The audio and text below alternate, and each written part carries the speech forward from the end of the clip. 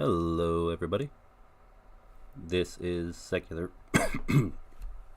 Excuse me. This is Secular Sekai, and thank you for joining. I have a little bit of a cough. I've been very, very busy. And yes, so I wanted to stream earlier today, but unfortunately, it just has been one of those weeks, very busy, and I had some family matters I had to take care of. So right now, probably only going to be a few people in this stream, since it's evening time for North and South Americans, and excuse me, and it's very, very late or very early in the morning, however you want to look at it, for people in Europe and Asia. Hey, good to see you, Silver Earth, N Hill, Hugh G, Last One 207, Carl Green, Anna. Yeah, welcome everybody. Irene, thanks for being here. All right. Oh, and Weedwater. Yeah, thank you everybody for joining. And Sweet 70433.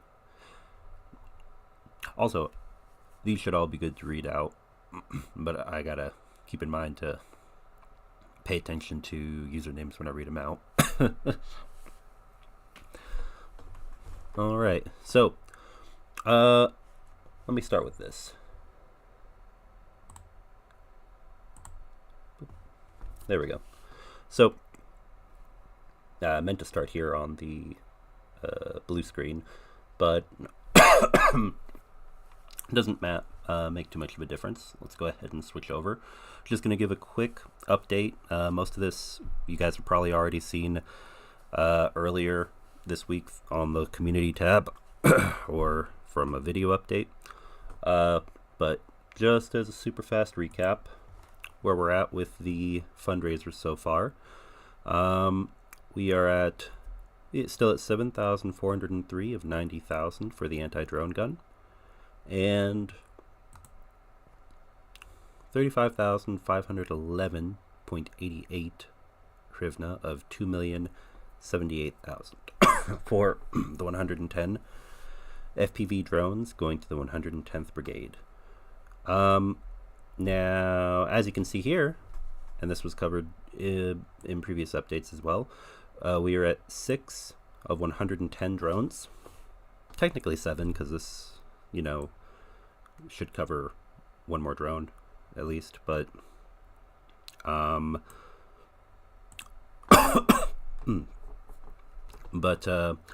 6 have been purchased and are in the process of being completely prepared to be delivered to soldiers in Avdiivka. And that update, of course, can be found over here with this image of the 6 drones.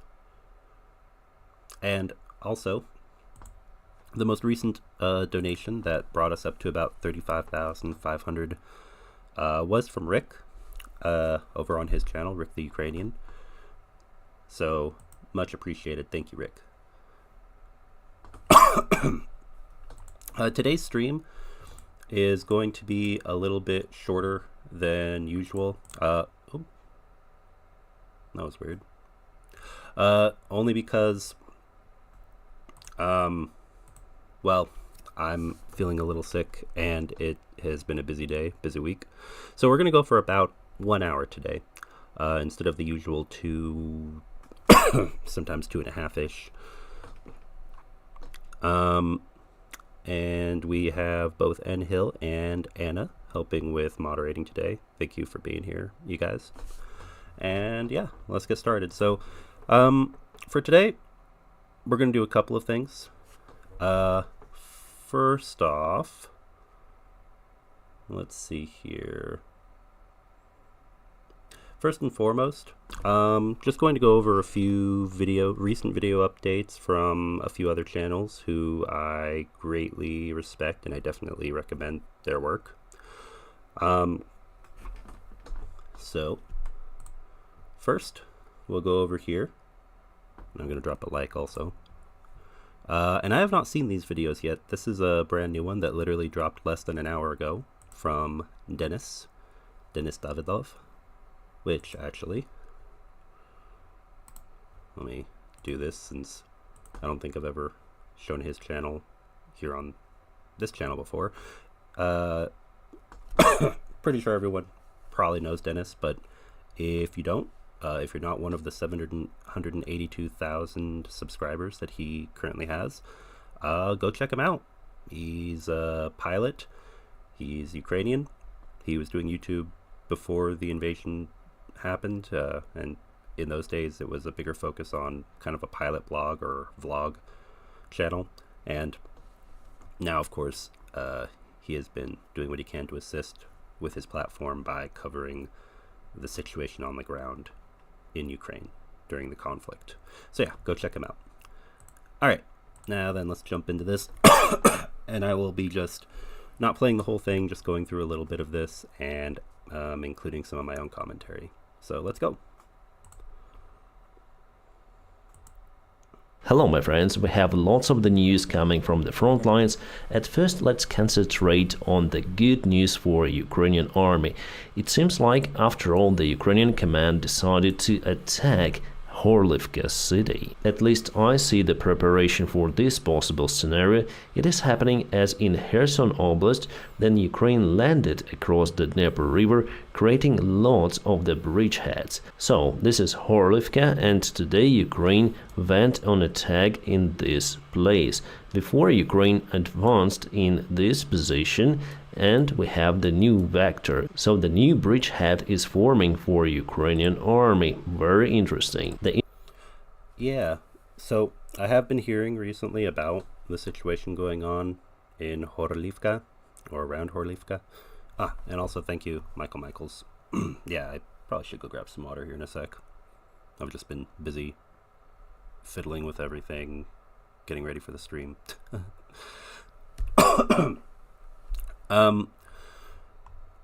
There's actually been quite a bit of stuff happening in a few different directions. There's been, of course, we've discussed before, everything that's happening in the south, in the Kherson region. Still plenty of active fighting in Zaporizhia, with the attempts of the Ukrainian forces to expand that area to try to get to Tokmak and essentially cut off the land bridge in the south. I looked into it a bit more, and there's the situation in Kupiansk, which, I mean, we haven't heard a lot of stuff happening in the Luhansk area, but Kupiansk is right there, very close to Luhansk. So I suppose one could say that kind of is the Luhansk direction, so to speak, if one is wanting to know what's going on in that area. Because unfortunately only a small portion of Luhansk is still held by Ukrainian armed forces. Much of that particular region is currently occupied, only temporarily though. Anyway, Horlivka, smaller town, but let's keep listening. Interesting thing over here is that there is the railway station Stanция Mayorska. It is quite a big one, but Russia is unable to use it because it's very close to the front lines. However, this station is the communication hotspot for the possible future advancement towards Horlivka. There are many of the ways to reach the Horlivka city from this direction. I would say it's even more profitable compared to the previous Ukrainian attack direction, because the advancement in this area during the winter time is very hard. There are no robust roads, but here we have very good communications. And here's the confirmation from the other source showing that Ukraine took the ground in this particular area. So this is the railway station and the village nearby. Ukraine has two of the attack vectors in this place. The red territory you see on this military map was taken from Ukraine in 2014, and it was the checkpoint for civilians to transfer from the self-proclaimed republic to Ukraine and back. So Ukrainian army has decided to liberate the area that was occupied for the long 10 years. And let's go to our 3D map. So yeah, like you just said, a lot of this area, almost 10 years, guys. Yeah, 2014, 2023, going to be 2024 soon. 10 years of occupation in these areas where fighting is occurring now, which is truly, it truly is mind-boggling.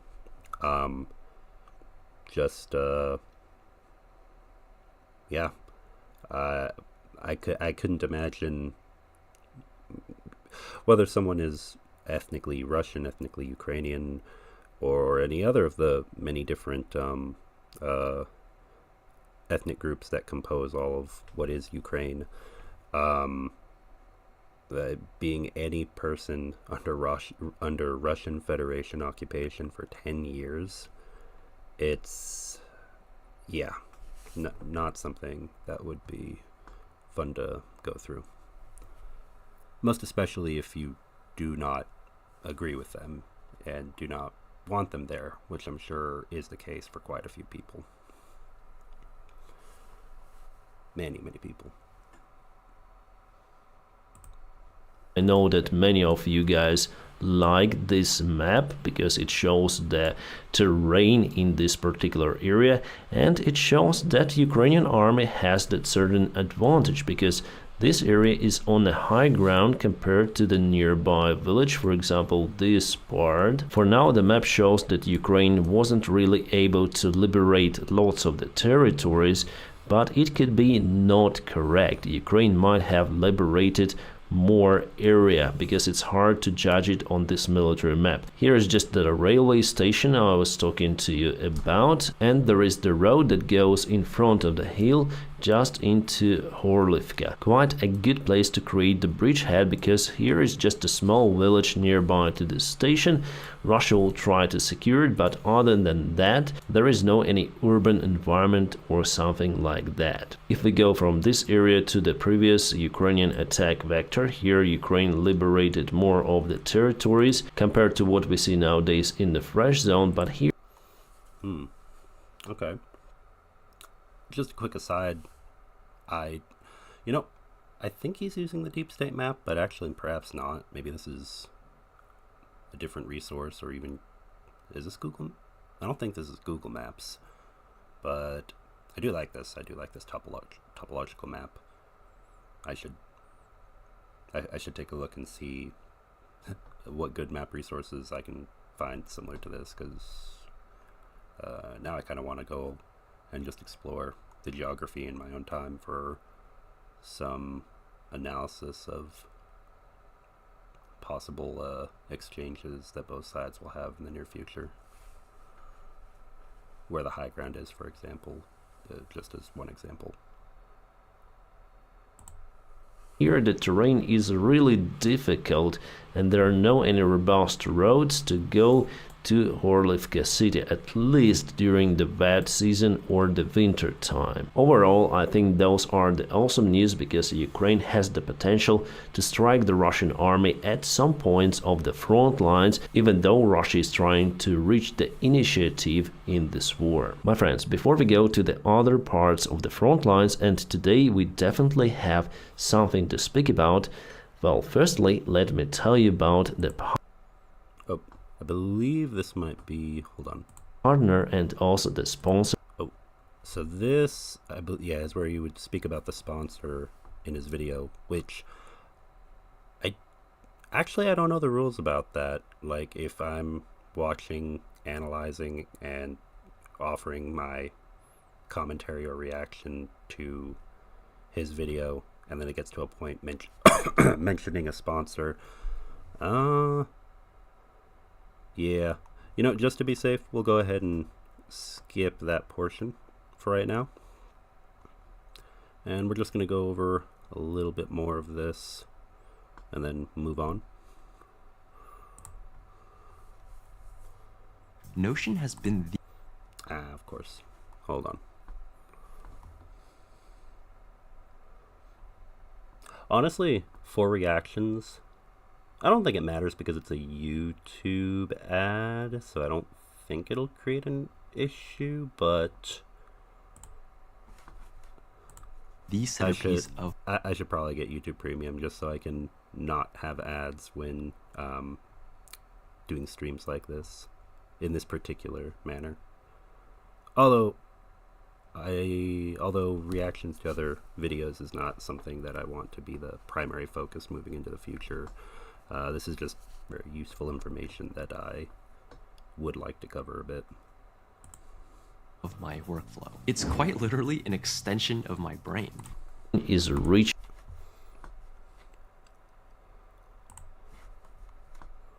the ground. Not a long time ago, Russia started their counter. Alright. Let's see. Let's watch a little bit more about the situation on the ground. Attack in the place, but Ukraine fights well and Russia is unable to move. Moreover, Ukraine gains the previously lost positions in this forest. So here's Debrova, and this is the place of Ukrainian attack.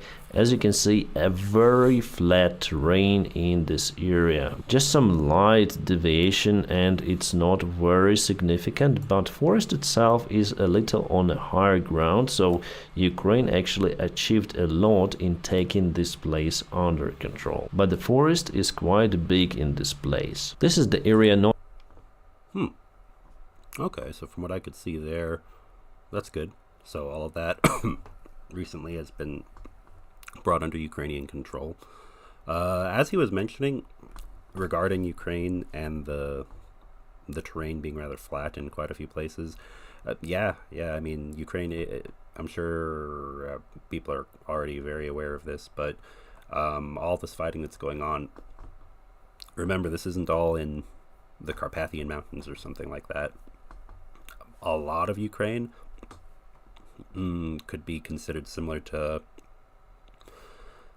maybe not completely in terms of climate or how the ecology or the environment, it might not be one-to-one comparable, but it is very flat, like say Texas, for example, in the United States. Imagine trench warfare happening across the entirety of a length of a strip of land the size of like the US-Canada or US-Mexico border, or even not a border, just the east or west coast of the United States or Canada. You know, that's it's yeah. But then all of it is flat like Texas. That would be it's insane. not far away from the place we're talking about. Because of the constant war conditions, you may see how forests change. So basically, even from the satellite image, you see that there are much less trees over here compared to the previous photo. So it's the previous one, it's the current one. Sadly, nature also suffers because of the war. Alright, now let's go to Marinka. Russia still struggles to get this village under control. For today, Ukraine is controlling several of the streets already.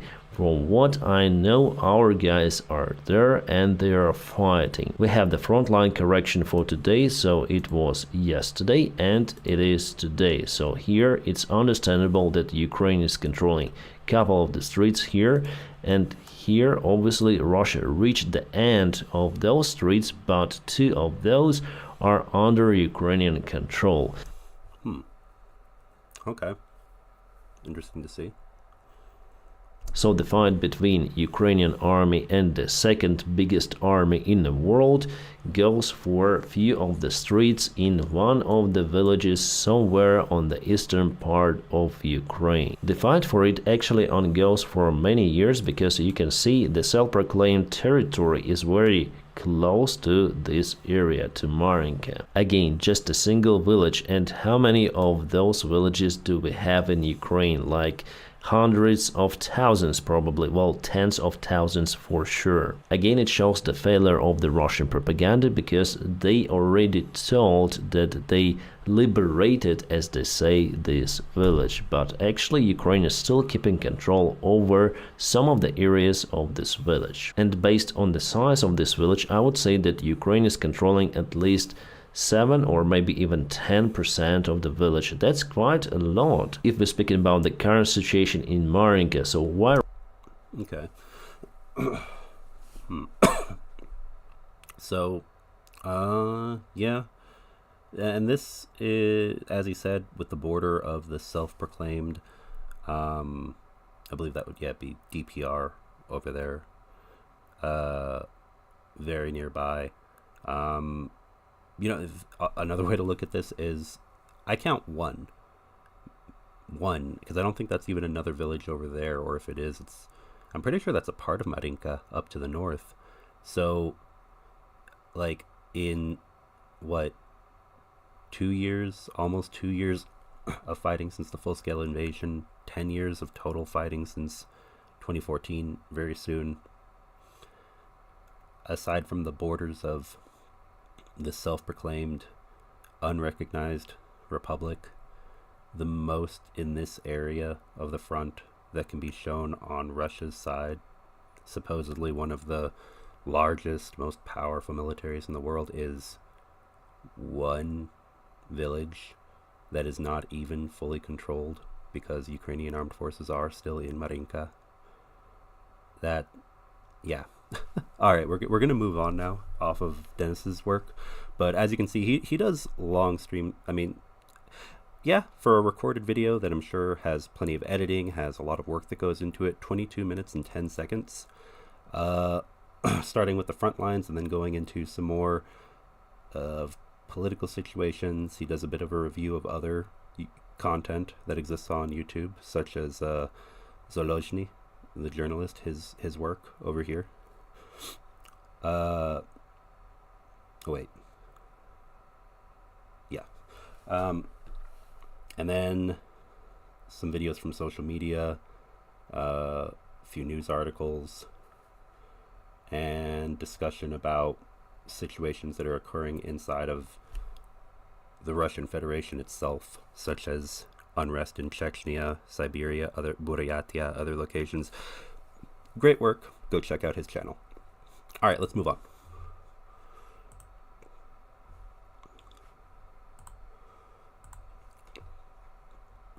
All right, so similar, but we're only going to watch a few small snippets here.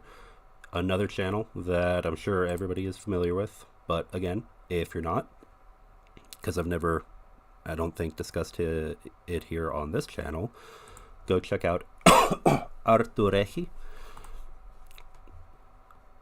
Estonian soldier, singer, I believe in the past actor, Estonian reserve soldier. He's appeared on many other YouTube channels, podcasts, I believe.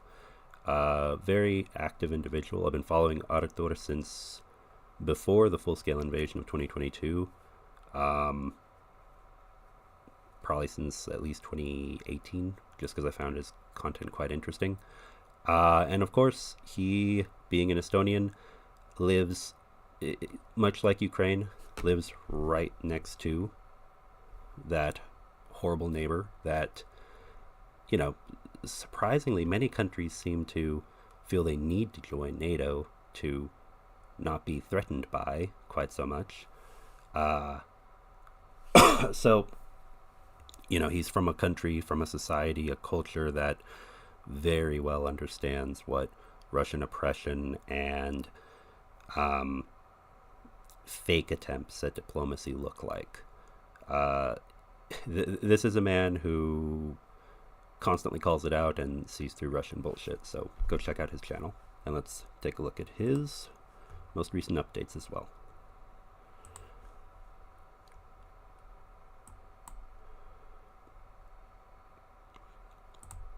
My friends, we begin today's Friday with a boom, kaboom, because Ukrainian partisans blew up a Russian train.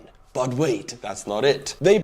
Ooh, I don't know if it's just my headphones or how it sounds for you guys, but that sounds a little loud on my end. So I'm going to turn that down just, excuse me, just a little bit. Blew it up 6,000 kilometers from Ukrainian border, so in the far east on the border with China. But wait, that's not it. They blew... Oh, while we've got this map pulled up here, yes, for anyone who hasn't heard, this did occur quite recently. This sabotage, this attack on the Trans-Siberian Railway. This is a very important trade corridor for Russia, because remember, Russia spans across both Eastern Europe and Asia, so it spans across Eurasia. Look right here on the map. Mongolia's right there. I'm so sorry, Mongolia. I know. Look at you, sandwiched between China and Russia. Oh man, stay safe, Mongolia. Seriously, please stay safe. Anyway, let's continue. But anyway, this trade route, as I was saying, with both China and now North Korea, who has been important because of the shortage of weapons on the Russian side here recently. Yeah, this is hitting their logistics where it hurts. Blew it up in a railway tunnel, in Russia's longest railway tunnel of 15 kilometers. And the tunnel goes at certain locations at the depth of 1 kilometer, 1,000 meters. But wait, that is not it. The train consisted of 50 carts, out of which 41 were diesel tanks and 3 were aviation fuel tanks. So you can imagine it was a grandiose kaboom. Now imagine that exploding in a tight tunnel. Russian local authorities reported that the damaging to the tunnel walls were extensive, and this railway cannot be used for a lengthened period of time. The Russian government has started a criminal investigation under the Terrorism Act of who did it. Well, who done it? I think this will be your man Budanov. Yeah, the SBU did it. And the greatest thing is that there is a video. I will show it to you. So between Russia and China there are 2 railways, one of them very slow over the mountain. Okay, wow. Very good to know. And the other one, which was this tunnel, was the fastest one, the most direct one, through which most of the military... Oh, quick aside. Since a lot of viewers here may be English speakers, you might not be aware. This right here, this T.me. I'm not familiar with Intel Republic specifically, but if you haven't used it before, there is an app known as Telegram. I personally tried to only use it with a specific configuration that I got some information about from some long-term time users of the platform, or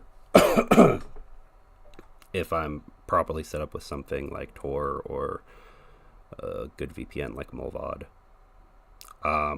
Just because I don't fully trust Telegram because it originally does come from Russia, but the creators of it fled Russia, have citizenship in the Caribbean, and have been very outspoken against Putin historically, and you can find a lot of useful information on there. Just tread carefully if you check out Telegram.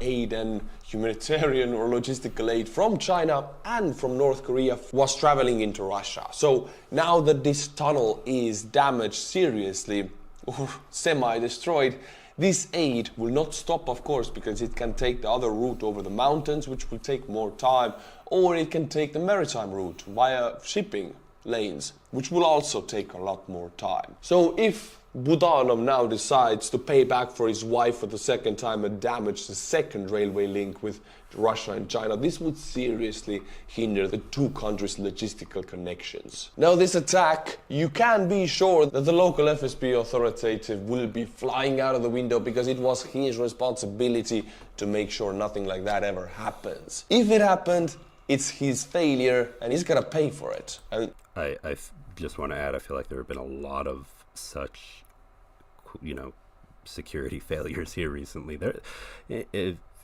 I think many of us have noticed that a lot of things have been going boom in general lately in Russia, or breaking, or ceasing to function under mysterious circumstances.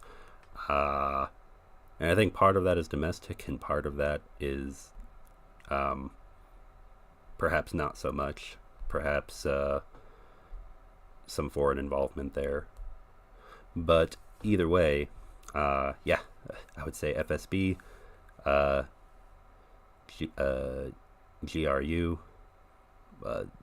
all of those intelligence and security services have not been up to the task as of late. In Russia, they usually paid for it by hitting the ground very fast while flying through the air because gravity affects them. Hello, everybody. And of course, hold on. 1 second. Anton here from Dropship Lifestyle, and in this quick video, I want to talk.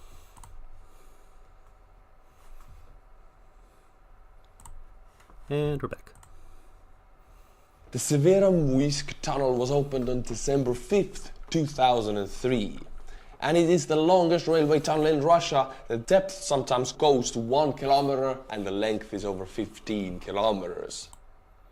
Longer. See, if this would happen in any European Union country or in America, they would just switch to truck shipping or tens of other railway lines or plane shipping or maritime shipping. In Russia it's different. There are only these two railway lines. You take them both out, they're screwed. They cannot build another one. I mean, this railway line took 15 years to build in the 80s. Russian Far East is a mystery, my friends. And to really That's a very good point. Always remember, everyone, United States, very dependent on fossil fuels and cars. Russia, I would also argue China, but perhaps to a lesser extent, because they tend to quickly build stuff when they need to. But definitely Russia, when it comes to railway lines, right there, that's the same level of dependence. You shut down highways and roads in the US, that's going to create chaos. You shut down railways in Russia, oh yeah, just watch how fast things get a little ugly. There's an entire movement surrounding shutting down railways in Russia. If you've never heard of it, go check out Stop the Wagons. Yep.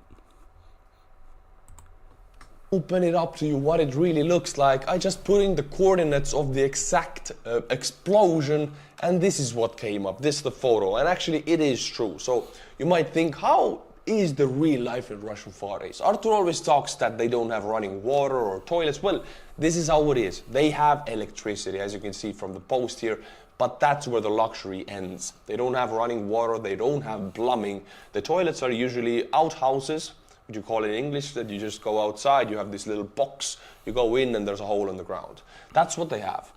They have goats, they have cows. Most of the people here are happy farming. But yep. Good reminder from Arthur right here that majority of Russia is not like Moscow or St. Petersburg. And there's a lot of countryside. There's a lot of infrastructure lacking in that countryside. A lot of things that kind of have fallen apart or are not maintained the way they should be. And this reminds me of the reports of things such as toilets being stolen at certain points during the invasion. So, yeah. There's one reason why some people, I think, other than being conscripted, are fighting just so they can get things to take home, steal things, which of course is horrible.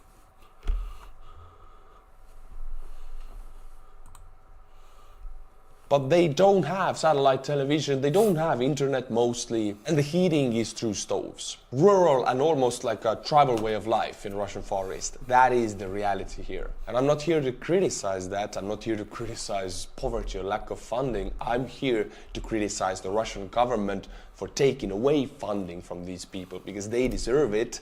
They have oil in their lands, but they're not seeing a penny for it. My friends in All right.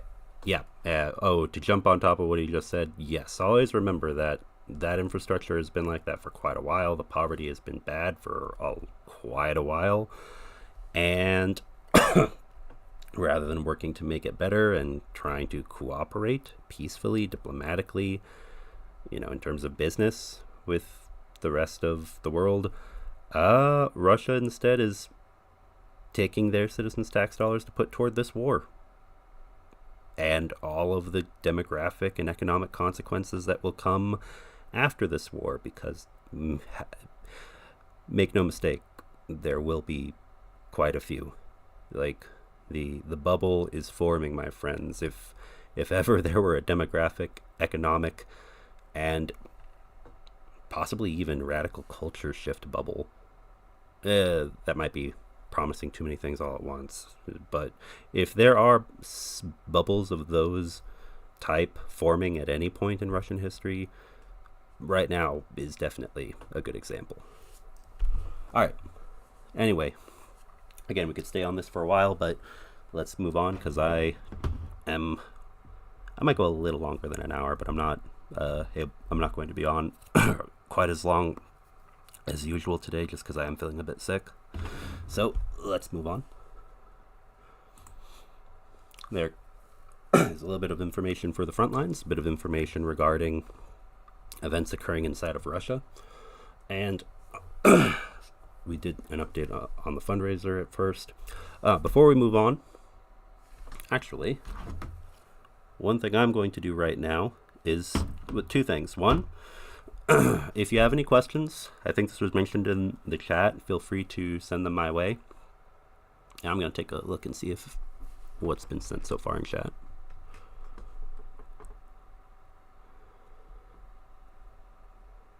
Yeah, the situation with the farmers.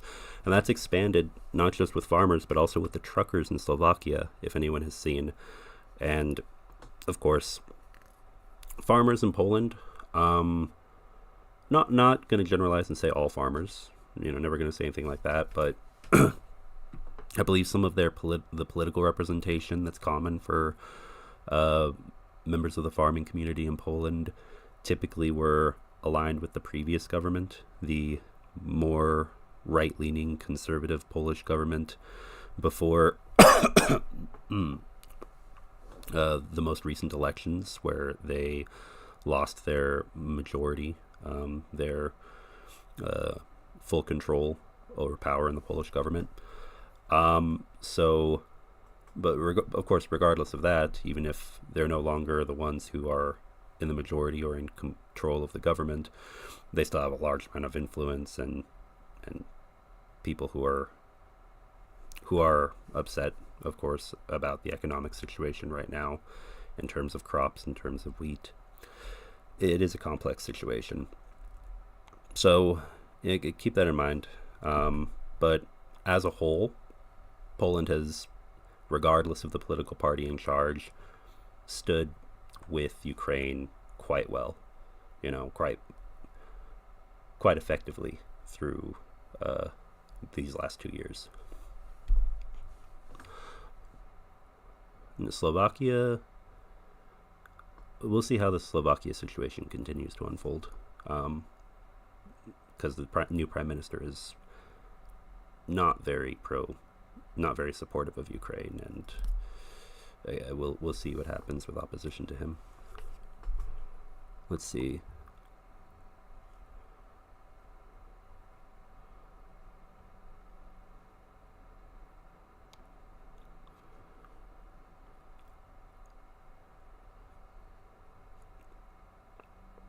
All right, I don't see any questions yet, so I'm gonna move on.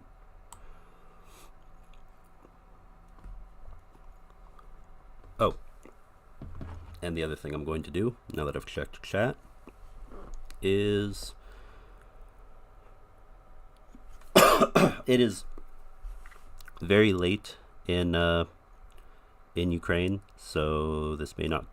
I don't believe that Anton is awake right this moment, but I'm gonna send my own donation to the. I'm gonna send it to the anti-drone gun fundraiser, just because getting close to the first 10,000 hryvnia, so yeah, 10,000. It'll be 10,000 down soon, and then 80,000 more to go. So let's see.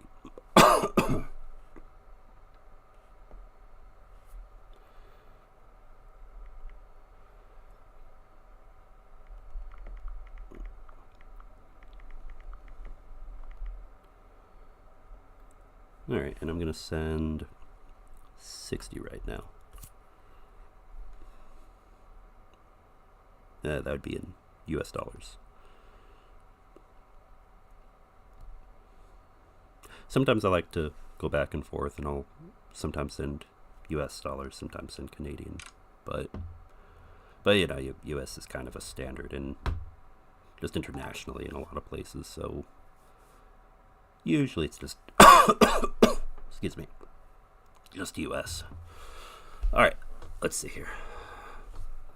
Yeah, it's 4 a.m. You know what? Let's see. What is the current time?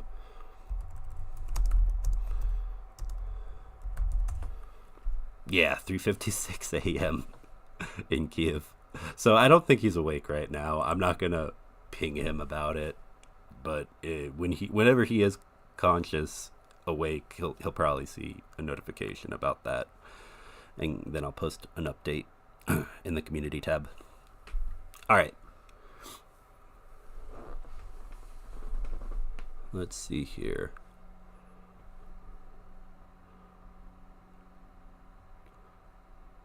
Oh.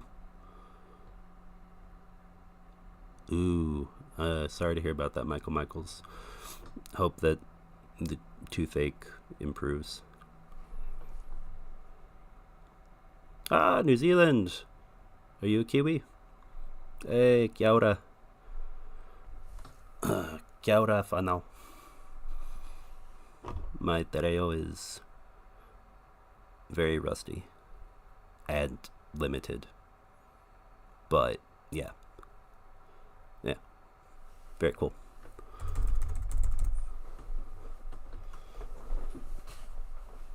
All right, let's see here.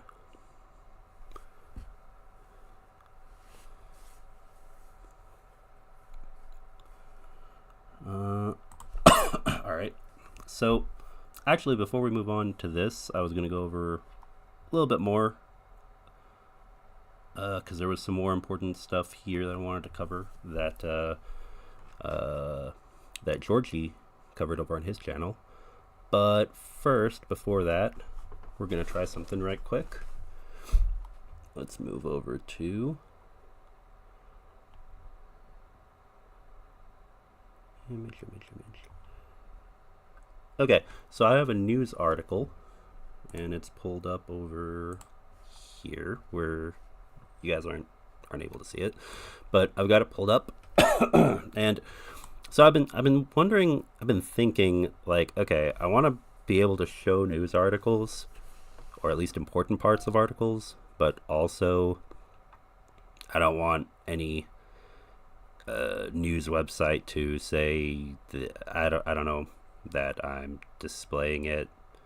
I don't think that's a problem, but I'm not 100% on whether or not I could just show any article I want. I know I can link to it without a problem in the description, but I don't know if I can just show it on screen and go through it. I assume that it should be fine if it's a free article, but the images, for example, might not be those that technically you're supposed to be showing on a stream of some sort without permission. In any case, let me do this. I'm going to link this article down in the description. In the meantime, I'm going to put it in chat right now.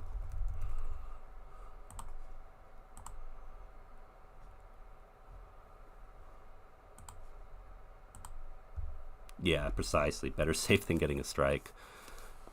Yeah.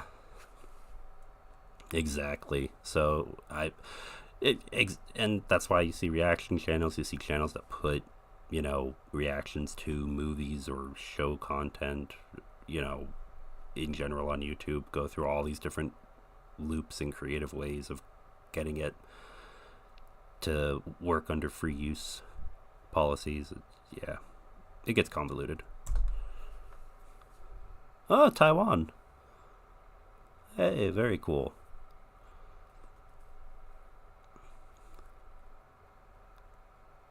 Te reo Maori. Oh, just hearing a little bit of it. Yeah, I don't speak very much. I actually know a few guys who are fluent in the language, but going off topic, I like New Zealand a lot. That's why I know a little bit. All right, let's see here. So, yeah, this is an article from CNN. And image.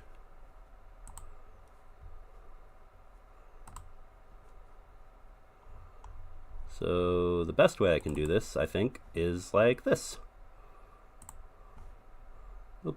Let's just bring up the regular color source again.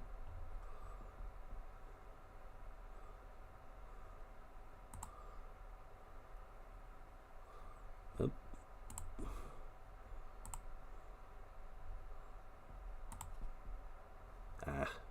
Hold on. OBS is being a little annoying. There you are. OBS does this weird thing sometimes where the software I'm using does this weird thing where the exact spot that you can click and interact with certain overlaid or layered parts of the screen gets a little buggy. Anyway, so surrounded by Russians and ready to die, this Ukrainian soldier called in an artillery strike on his own position. And I'm going to read through a little bit of the article right now.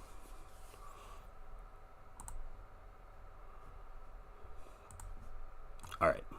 And if there's a part that I would like highlighted, like a certain paragraph, because I hope that I don't get a copyright strike for a single paragraph. That would, if the world ever comes to that, then I'm going to lose all faith in free sharing of information.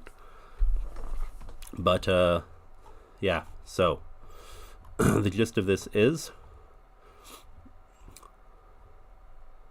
Ukrainian soldier Serhiy sits on his hospital bed in a public clinic in central Ukraine.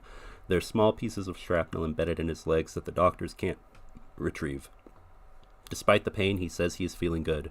I can't believe that now I'm in the hospital, not in the trench. I did not think I would survive, says the 36-year-old. Serhiy is an infantryman in the 80th Air Assault Galician Brigade. He joined the army soon after Russia invaded Ukraine in February 2022, leaving Finland, where he had been living and working as a handyman for the previous 10 years, to enlist. In a nod to his past, he was given the call sign Finn. A month ago, on October 27th, he and his unit were assigned a mission. And hold on, let me test this out in real time in the stream right quick. And go over here.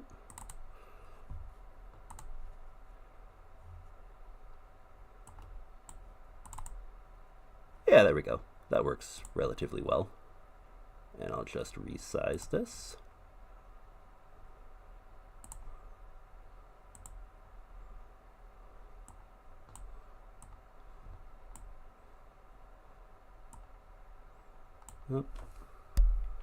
But I would like this to expand in size. Of course. Now it's going to be buggy.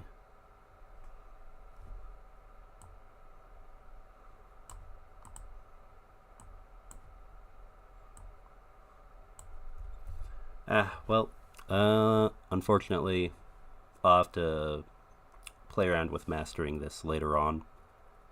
Oh, hold on. I'm getting an error message saying that YouTube isn't receiving enough video data to maintain smooth streaming. If anyone has any issue with buffering, let me know. Alright, so a month ago on October 27th, he and his unit were assigned a mission to hold the trenches on the eastern front line on the outskirts of Bakhmut. That mission was supposed to last 3 days, but stretched into 2 weeks after the unit became pinned down by enemy fire. For some of the men, it would be the last mission they ever saw. The unit had been under constant shelling for several days when a mortar exploded near to the dugout containing Serhiy and 2 other men, cutting the group off just as they were about to move position. We were all wounded. I was wounded in both legs and immediately touched them to check whether they were still there, Serhiy recalled. Alright, the other 2 soldiers had broken legs and jaws. One of them was so shocked that he asked to kill himself, so the others took his weapon away. When the evacuation team arrived... Oh, YouTube. I have to catch myself. Oh, it's so annoying. I hate self-censorship. But, asked to, unalive himself, so the others took his weapon away. When the evacuation team arrived, Serhiy insisted they take the other men first and that he would wait for the next opportunity. Thankfully, I don't think that I would actually get a strike of any sort for that. I think that just has to do with monetization, which obviously is not something I'm worrying about. Especially with the channel being the size it is, and because this is the only monetization I want to really happen here is to assist Ukrainian soldiers. However that might take shape, a non-profit or a storefront of some kind, whatever the case might be with the classification, just whatever's most effective for helping soldiers. But right now, of course, it is all donation-based. And I'm kind of putting my own money into it because I want to help soldiers on the front lines in the most difficult positions. So yeah, just good thing to keep in mind. Whether it's 200 subscribers, 2,000, 2 million, the one thing that's always going to be true is the fact that, come the weekend, I'm going to continue to be doing this, and we're going to keep fundraising. Because it is important. Alright, anyway.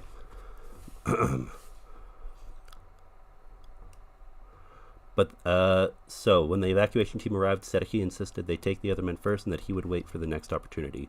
But that opportunity never came. Whenever other units arrived, constant Russian bombardment kept them pinned down and unable to reach Serhiy. Multiple evacuation teams would try to reach Serhiy over the next 2 weeks, but none could get through and some died trying. We were under constant enemy fire. The enemy seemed to be looking for our weaknesses or testing our endurance, he recalled.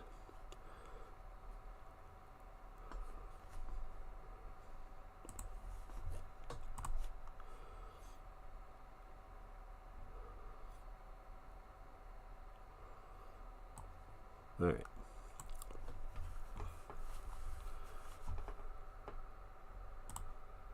Updating this.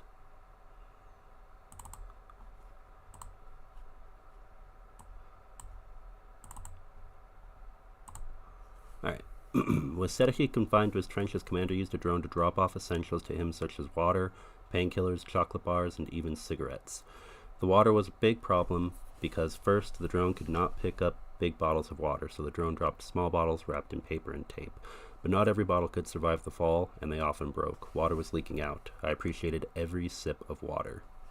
And, of course, it'll take me a second to read through the entire article, so I'm going to skip down here. Regarding his survival and the events that took place after they were surrounded. Alright, so for the next 3 days, Serhiy hid in his dugout surrounded by the enemy. Each hour, Russian troops came closer and closer to his position. He could hear their voices and knew their plan. Believing that he would not survive, Serhiy contacted his commander on the radio and whispered to him the coordinates of the enemy, essentially calling in artillery strikes on his very own position.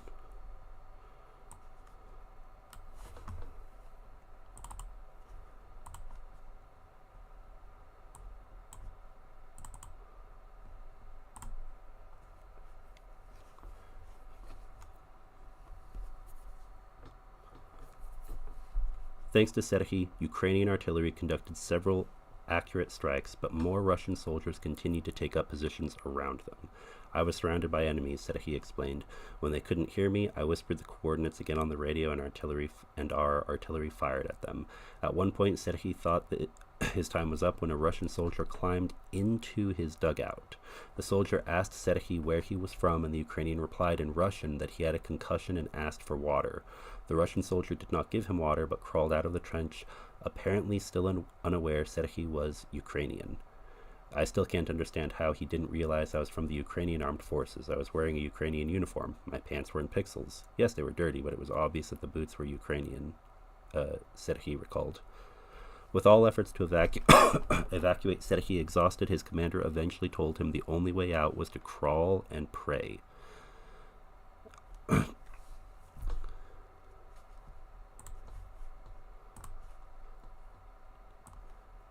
And so the reason why I'm reading this is I just want to illustrate a bit what... I mean, of course, we all see videos. We all know... We all hear stories of what it is like. But acts like this, acts of valor, acts of doing whatever, really just doing whatever it takes to survive or to make sure that brothers in arms survive, you know, the people that you serve with, if you're a soldier. Hard decisions. These happen very frequently, I'm sure.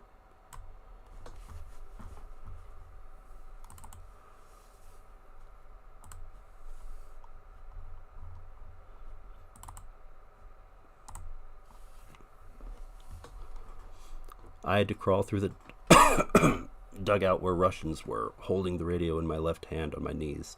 I started crawling. I came across a tripwire with a grenade on it. I could hear the commander on the radio correcting me, but I could not contact him myself. The battery was almost dead. The commander shouted at me that I should move, so finally I got to the Ukrainian positions. Finn, keep moving, they kept telling me. Serhiy has now been recovering for more than 2 weeks. Sitting in the warm hospital ward, he remembers how he licked rainwater from his trench and would dream about every sip. Telling his story to CNN, Serhiy sees nothing heroic in his actions. You should see what our guys are doing on the front line, how they fight, evacuate, and rescue their dudes. Our guys are paying a very high price. They pay with their blood. All I want to do is go fishing with my dudes, drink some beers, and sit in silence. Yeah. So, I'll highlight that closing paragraph real fast. Yeah. I mean, I guess there's a lot I could say about this, but really, just, this is an example of a man who, you know, no one wants this war, and the quickest way it can be over is for, you know, members of the Russian armed forces to just refuse to fight, for Putin to either somehow see common sense and order troops to leave all of Ukraine, including Crimea. But of course we know that won't happen. I mean, war is hell. You know, maybe that sounds like a cliche, but I'm sure that anyone who's there doesn't want to be there.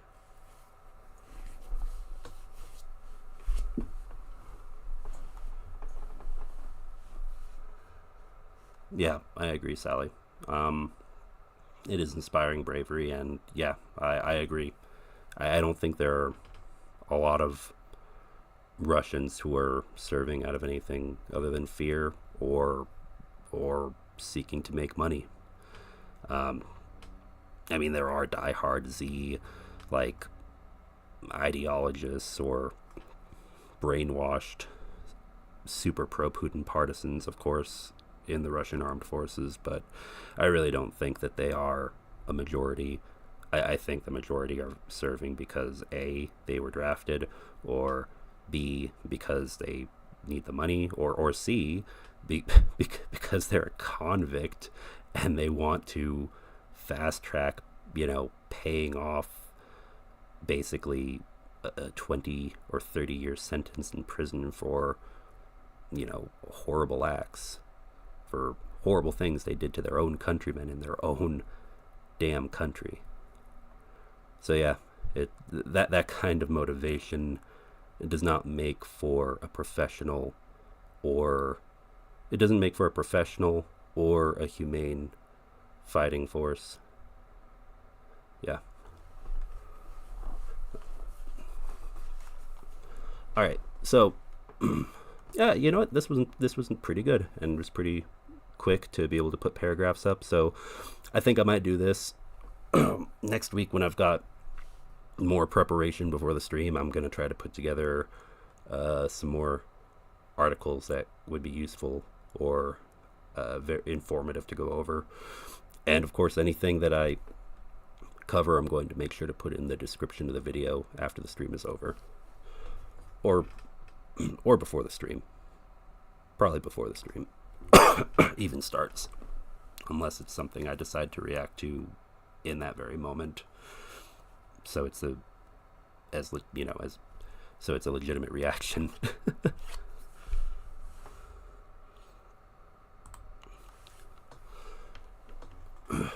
Alright. Now then. Let's go back over here. Oh, one more thing.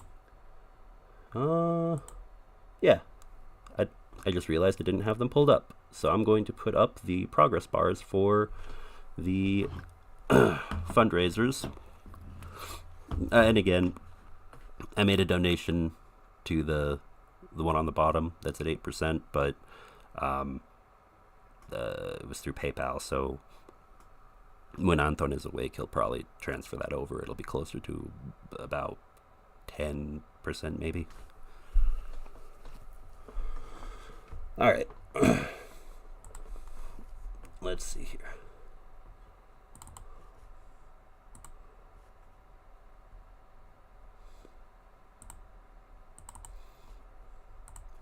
All right, I'm going to go over one more video, and then yeah, it's already 8:15, so I'm going a little bit over. Going to go over a little bit of Georgie's most recent video, and then I got to sign off, everybody.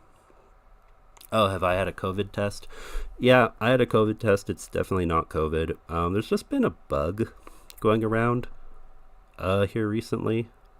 I had someone mention to me recently that apparently, hold on, let me just check something real fast.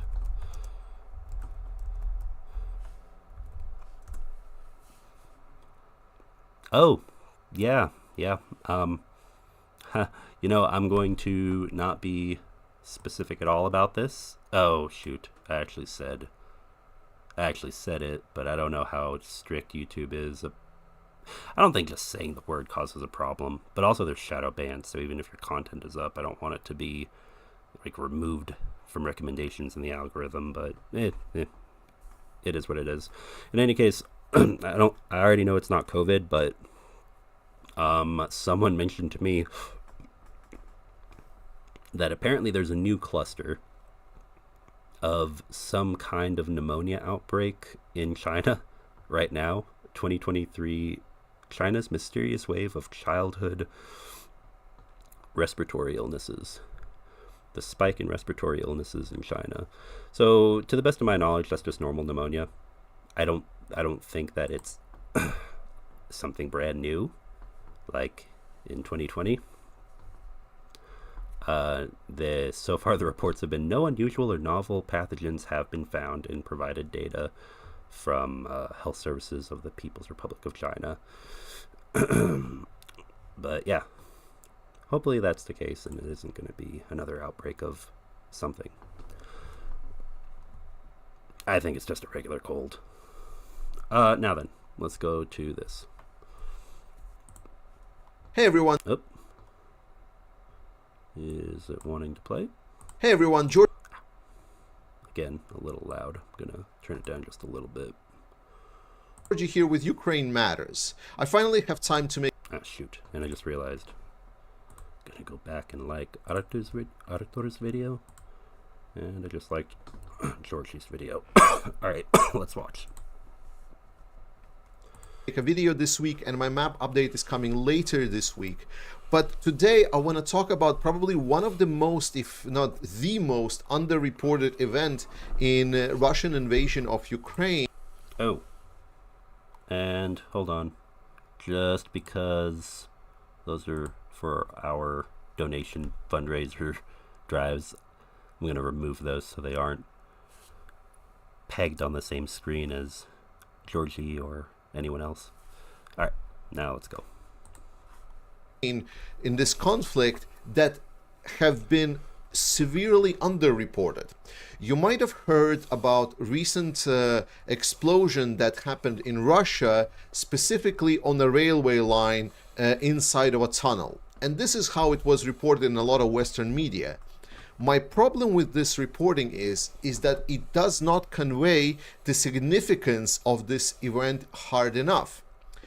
I want you right now to look at this map and look at specifically the railway lines. I marked with the red square where the explosion took place. We in the West live in a world that is extremely interconnected, and for us, getting a delivery that is hundreds and thousands of kilometers away from us is just as easy as just going online, making clicks, and then collecting it from your mailbox or nearest post office or something else. So yeah, again, he's covering what Artur mentioned in his last video, but yeah, you know, it is a really significant event. Like, imagine this particular railway, the Trans-Siberian, as though it were the Panama Canal, or what's another good example? The Suez Canal, or yeah, like near Egypt, the Suez Canal, or pretty much any of the sea trade lanes running through Djibouti. Like, it's very important for Russia. Just want to make sure that is known.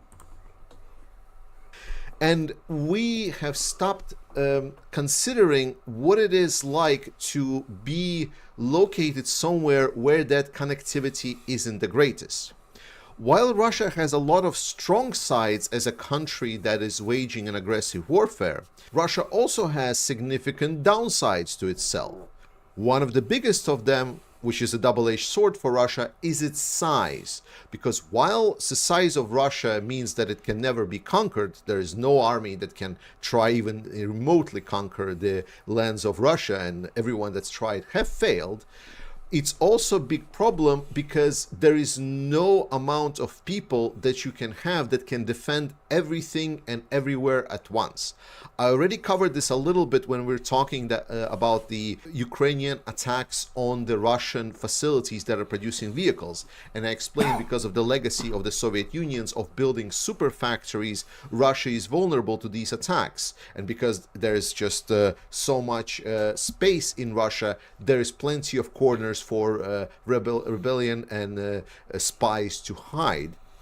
Quick reminder, if anyone's not aware, look up the separatist, organized to varying degrees, forces of the Komi, K-O-M-I, Buryatians, B-U-R-Y-A-T-I-A-N-S, Siberians, Chechens. I believe there's also a small one in Dagestan as well. The movement for, let's see, who else is there? The ethnic Mongolian population of Russia, many of whom do affiliate with Mongolia. There are a lot of groups that, just like he said, it's very large, it's very spread out, a lot of it's quite rural. If they actually get support and make proper connections in the intelligence communities of Russian adversaries, Russia has been terrified of this for a long time, most especially the last 150 years, but much longer than that. It was a big part of the Cold War.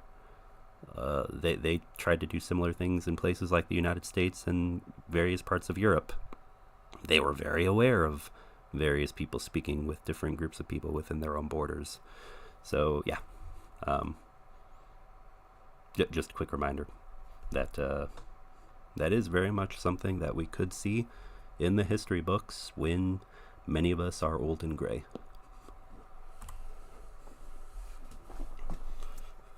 But the same is also true for Russian logistics. While European part of Russia is extremely developed in the sense of its railway network, and this is how we Russia know, the railway empire, that's how it is.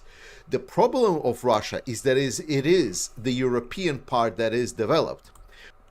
Oh yeah, yeah, look at this.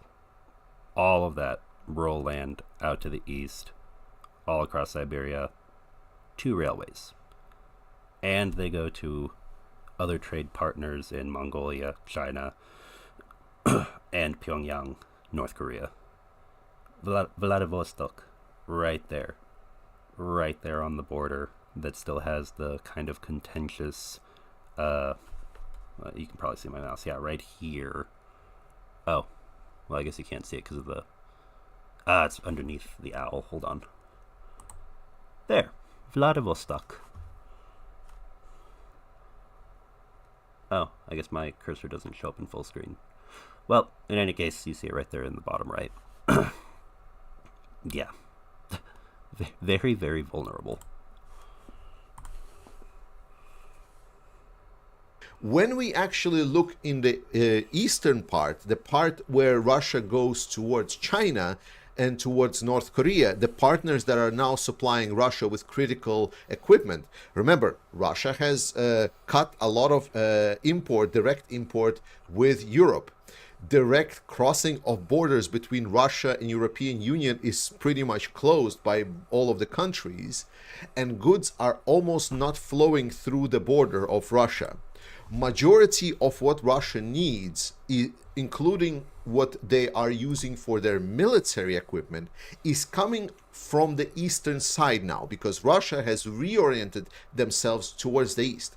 But this is where they have the significant weakness of their underdeveloped railway network. Because Russia is huge and the railway network is so big, it's a big vulnerability if something happens to Russia and to that railway network. It's critical. It's where majority of things that Russia is using for any kind of production, warfare, or civilian, where it's coming from. Not just tech and things that they're producing with factories, but also manpower. Because remember, I'd have to look at the exact numbers, but because I believe there's still a large portion of the fighting force being drafted or conscripted that are ethnically Russian, but mostly from like prisons, for example, or from less economically developed parts of Russia. But with proportion to the population, like percentage of each demographic group within Russia, my understanding is it is still a situation where many ethnic minorities, higher percentages of the male population, have been conscripted. I'll have to look at I'll have to try to find the exact numbers in the future, but that is my understanding of how it is at this moment still.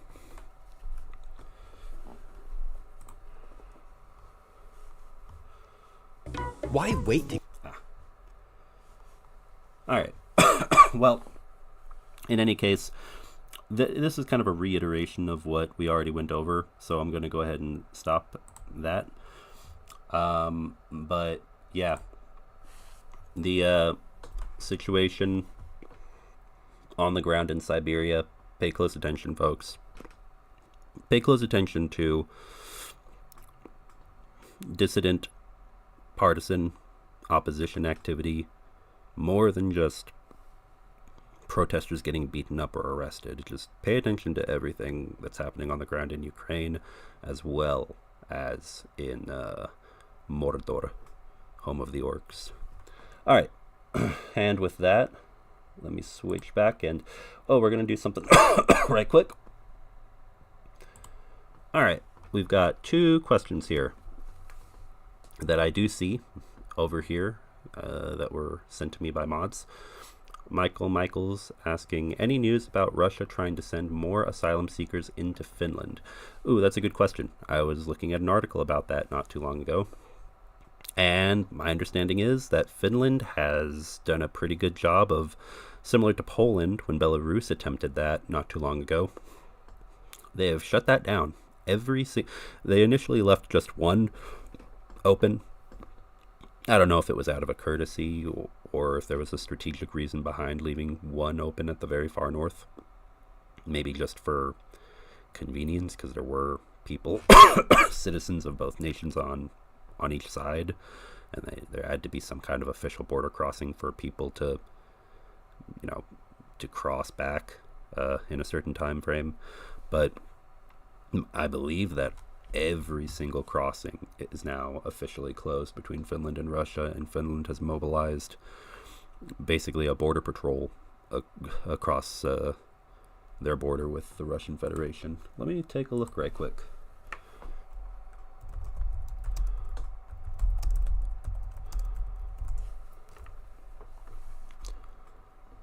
Yep, Finland closes Russian border over migrant influx. Estonia is also following suit. So now,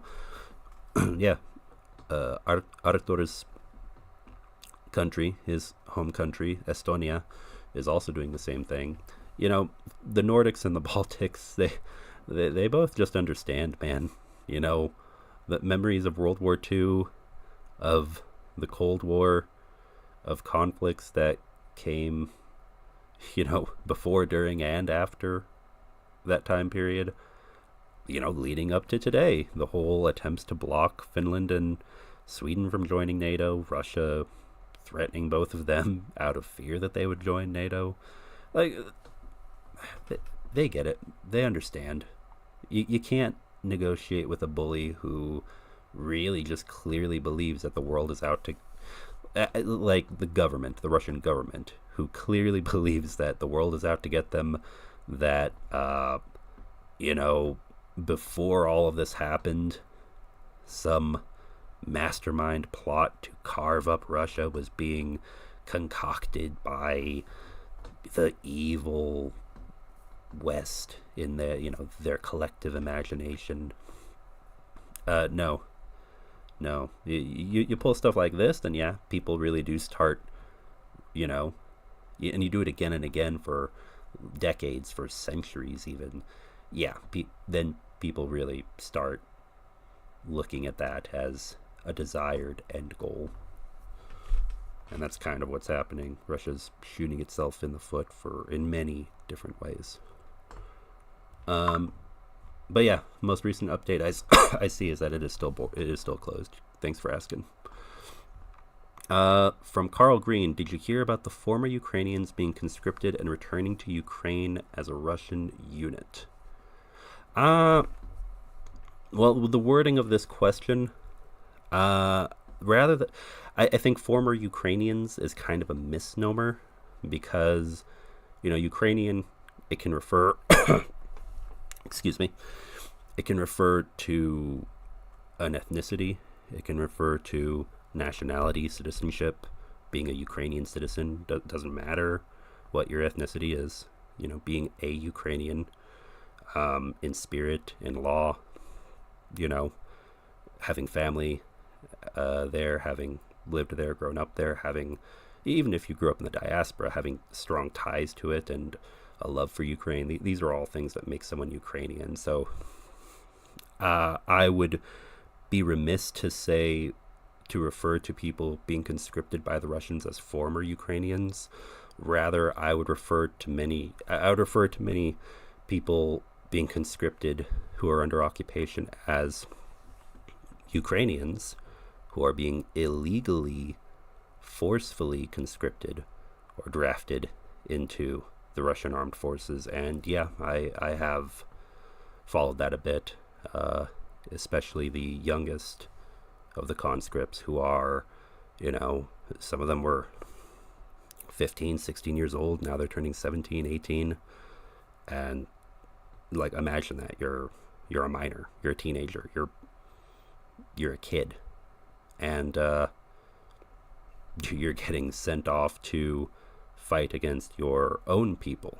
Not even some foreign war half a world away that you don't know or understand about, or it's just someone tells you it's important to go fight this, so there's a draft. No, in this case, literally, like, you might have been kidnapped and put into foster care basically by your captors, and then when you come of age they say, hey, we quote unquote liberated your home, now you got to go fight for it, be grateful. It's bullshit, and it really pisses me off, talking about it. Sorry. But that is a good question. And yeah, no, I have been, I have heard about that. Unless you meant a specific group of people.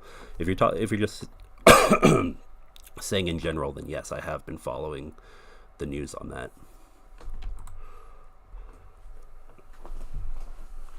All right. So now we are. I always tend to go a little bit over. We're about 15 minutes over the original anticipated time. We started at 7:15, so it's going to go to 8:15. It's, for me locally where I'm at right now, it's been an hour and 15 minutes. Because I'm currently back in the Americas right now. Don't know if I'll be traveling over to might be traveling over to Asia here before too long, but as of right now I'm over here. In any case, I see that you're logging off, and thanks for coming, Greg. Thanks, Greg. Greg, always appreciate you being here. And thank you, Michael Michaels. Yeah.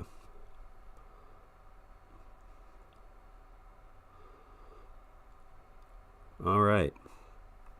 So yeah, with that, we've covered a whole lot. So I think I'm gonna go ahead and call it for the stream for right now. Next week we'll be back to the normal length of time, which will be in the about the 2 hour minimum ballpark, maybe a little bit longer. But yeah, thanks for joining us today, everyone. And we will continue. May have some announcements for some co-hosts who will be joining in the not too distant future for some streams. Some of them might just be special streams that don't occur on Saturday, but once I've got dates set, you'll see some announcements relating to that.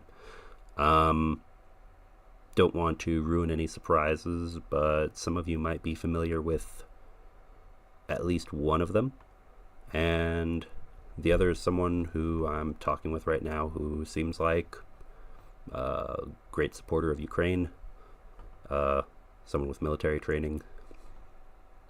Yeah, and I will get back to all of you on that. All right, well, just gonna go ahead and put the bars up one last time. Say thanks for joining us tonight, everyone. Have a great night. If you have the extra funds, please consider helping out with our fundraisers. And even if not our fundraiser, the one thing I will always say is, even if you don't want to assist with our fundraiser, for any reason, like I believe that Hill was putting the link for United 24 up there in chat, and we had a recent video showcasing a few other good resources. Definitely take a look at those organizations, because every dollar counts, every hryvnia counts, every euro counts. We all got to come together, we all got to band together, and we have to show our friends, family, and governments that this is serious and we all support Ukraine. All right, thank you, everybody. Have a great day, have a great night, and Slava Ukraini.